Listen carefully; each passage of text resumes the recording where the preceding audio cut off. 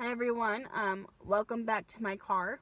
I'm still in the same place as I was the last video. I have a few more minutes to kill, so I am going to try to do another video. And this video is on mindset. I will be reading from my notes again, so I apologize for the lack of eye contact in this video. But I'm going to, sorry, but I am going to jump right into this. So, to be able to have, let me restart, sorry. Before you can change full-heartedly, you need to have the desire for change.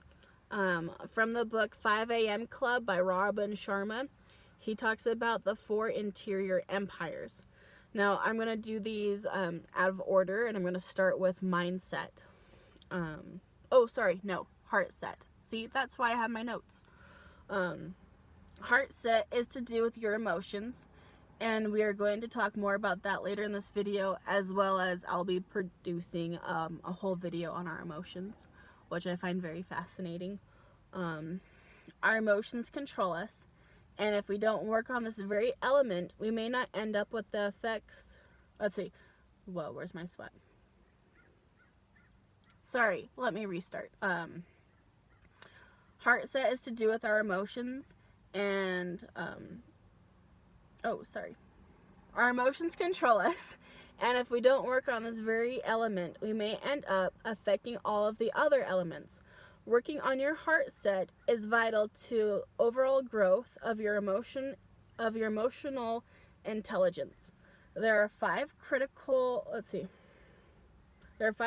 elements to it: your self-awareness, self-regulation, motivation, empathy, and social skills. Next, I'll talk about health set. Health set is helps lower stress levels, which reduce and higher productivity. Exercise alone aids in lowering your stress hormones and boosts the production of endorphins, and helps motivate and helps you feel great and ready to conquer anything.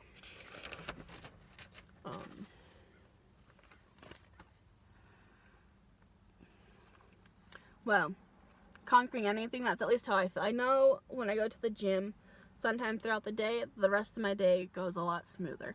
And I wish I could just go to the gym first thing in the morning, but it's about a 35-minute drive from my house. So I typically try to do something at home, like a quick, like a 10-minute HIIT workout or something if I can, or take the dogs for a walk. But a lot of the time, I'm still just trying to wake up, and morning isn't always the best time for me to exercise, but usually sometime throughout the day in between clients, I can go to the gym if there's a longer period of time. And then also when the school year starts, between my school shift and then starting my clients, I have a few hours there, so that's when I try to go to the gym, and I can definitely feel a difference. So next up is soul set. This has to do with your ego. Your ego is the perception you have of yourself and your social mask. Whereas your soul is who you are sincerely and deep down below all the labels and titles. When you align more with your soul, life will seem to flow more freely. You will begin to feel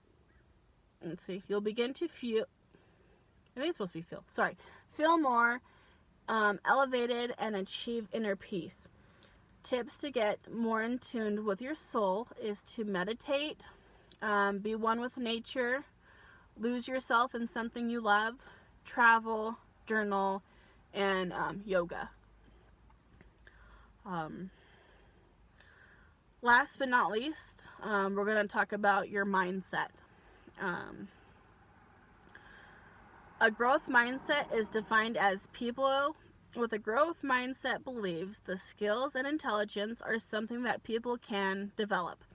As they also believe, while there are people that inherent qualities and traits, success comes from the constant personal development. Here are some helpful tips. Think about where you are now and where you want to be. Explore why you want to do this and what your desire is. There is a quote I heard from Tom Bilyeu on impact theory, and it is, once you want your goal the same way a drowning man wants his next breath, you will find the discipline very easy to stick to. Number 3, find examples of others who are working on the same goal or have completed the goal that you are trying to work on. Change your perspective on failure as a part of the process of learning. A quote from the book 5 a.m. Club is, better awareness, so like learning and growth, brings better choices, and better choices, so implementing what you've learned and executing, brings better results, which is your income of what you're trying to do or the impact that you've created. Another interesting fact I've learned from the book Target 100 is shame and guilt, worry they also trigger the reward center in your brain, which creates the habit to do it again. Let's see, one way to confront this is to be grateful. Example, let's say that you wanted to eat 2 cookies, but you ate the whole box instead. So instead of feeling guilty about that, you could think, well, at least it wasn't 2 boxes, and then just move forward and then try to maybe think about what caused that trigger to eat all of the boxes. Were you stressed? Were you upset about something? Were you just mindlessly eating and forgot and ended up finding the bottom of the box? So just take that opportunity to learn from your experiences and what you're going through. Let's see. I have to find my spot. Hang on.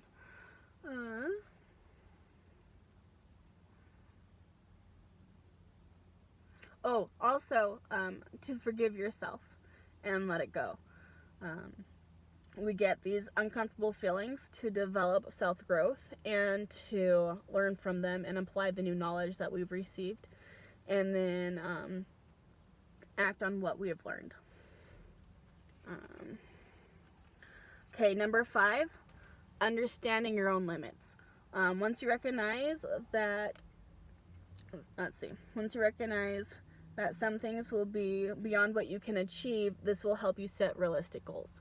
So I kind of think of this, well, one day I'd like to run a marathon or a 5K or something, but if I'm going from sitting on the couch to signing up, I am setting myself up to fail because I haven't put in the practice or the time to establish a good running routine and to get my body fit and ready for that.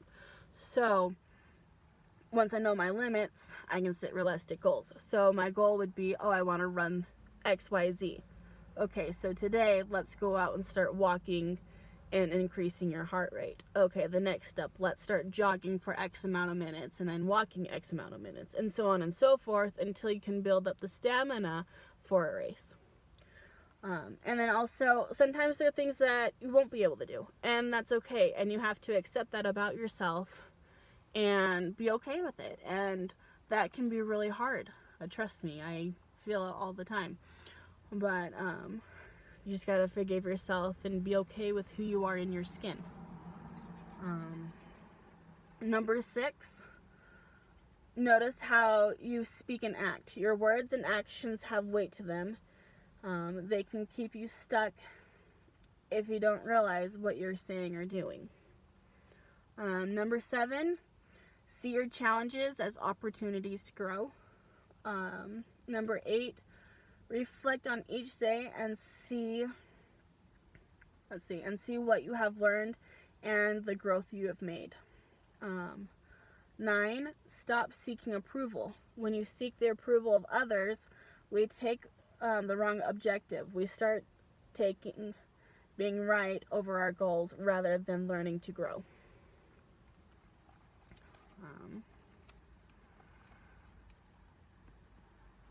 Number 10, identify opportunities to celebrate the success of others.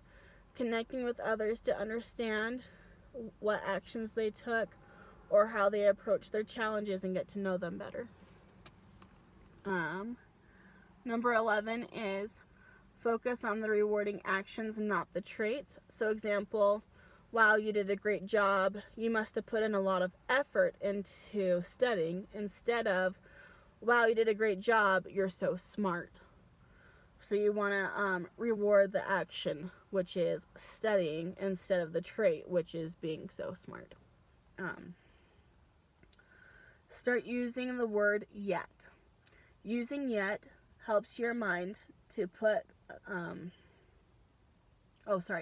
using the word yet helps your mind not to put up blocks. It encourages us to keep going and learning and leaving room for more opportunities. One last thing I want to talk about is patience. Patience and a growth mindset go hand in hand. You're most likely trying to change years and years of habits and the way you've typically have done something, and change isn't going to happen overnight. It's going to take patience and making mistakes and growth and perseverance. So be patient with yourself and have grace for yourself is so important. Here are some things to practice. When you are irritated at a situation, try to think of what's bothering you. Practice mindfulness and identify your feelings. When you are frustrated, think of something you are grateful for. Practice acceptance. Sometimes there's nothing you can do about the situation that you're in. Get comfortable being uncomfortable. Little acts of self-control can help you get used to discomfort and building discipline. Slow down. Don't do so much at once. You might be putting too much pressure on yourself and your performance. 7, have fun. Daily life is less irritating when you're having fun. Number 8, sort out your baggage. Your emotions might be the root of your past experiences or trauma. Work on them, and working on them will help you let go of, all your negative emotions. Be kind to yourself. Work on creating positive affirmations and mantras. Give yourself grace. Work on seeing yourself as the amazing person that you are. So this is basically the end of my video. I'll give you a quick recap. Sorry, let me restart. So this is the end of the video. Let me do a quick recap because we've talked about a lot of things. So number 1, we need to have the desire for what we want to change. 2, we need to get our heart set and our health set, soul set, and mindset set on your desires. 3, working on a growth mindset. And 4th, being patient with yourself. So that is the recap for today's video. Thank you for sticking with me. And it is time for me to head into my client's house. So I will see you guys in a future video. Bye.